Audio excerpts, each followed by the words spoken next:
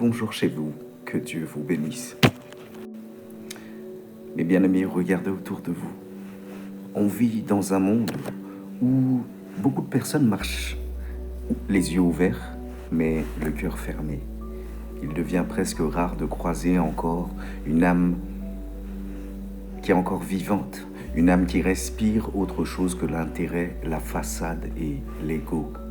Beaucoup avancent comme des ombres. Elles confondent l'intelligence avec la ruse, le succès avec la façade et le cœur avec une faiblesse. Elles se sont laissées aspirer par la matrice froide de ce système, oubliant ce que signifie être humain et encore pire, être lumière. La parole de Dieu avait déjà prophétisé ces temps-là. Nous lisons la parole du Seigneur. Parce que l'iniquité se sera accrue, l'amour du plus grand nombre se refroidira. Matthieu 24 au verset 12. Et nous y sommes, des sourires maquillés mais des intentions qui sont mortes, des mains qui sont tendues mais des cœurs qui sont fermés, des gestes qui semblent généreux mais qui ne portent que la marque de l'intérêt, de l'orgueil ou du calcul. La vérité, c'est que seule une minorité refuse de se laisser transformer en statue, en robot sans âme. Très peu gardent encore leur cœur vivant. Très peu osent aimer sans agenda. Très peu restent vrais dans un monde où le faux est devenu la norme. Mais Dieu ne se laisse pas tromper par les masques. Écoutez ceci. L'Éternel ne considère pas ce que l'homme considère. L'homme regarde à ce qui frappe les yeux, mais l'Éternel regarde au cœur. 1 Samuel 16 au verset 7.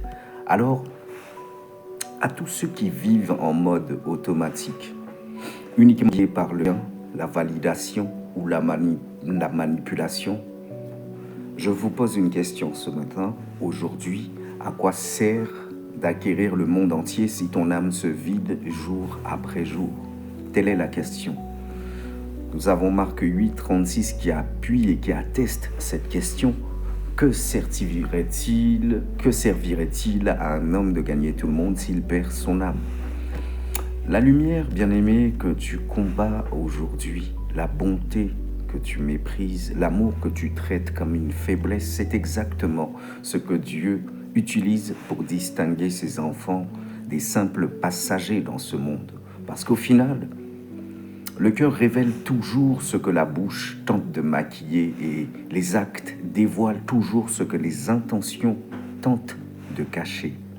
Il est encore temps d'arracher ton âme aux griffes de la superficialité. Il est encore temps de sortir de cette matrice qui te dévore lentement.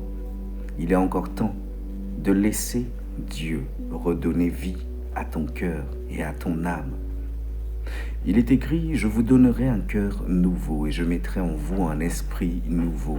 Ézéchiel 36 au verset 26. Mais un jour, il n'y aura plus de temps, plus de plus tard, plus de je changerai quand. C'est aujourd'hui que se joue la différence entre ceux qui vivent avec un cœur et ceux qui se contentent tout simplement d'exister.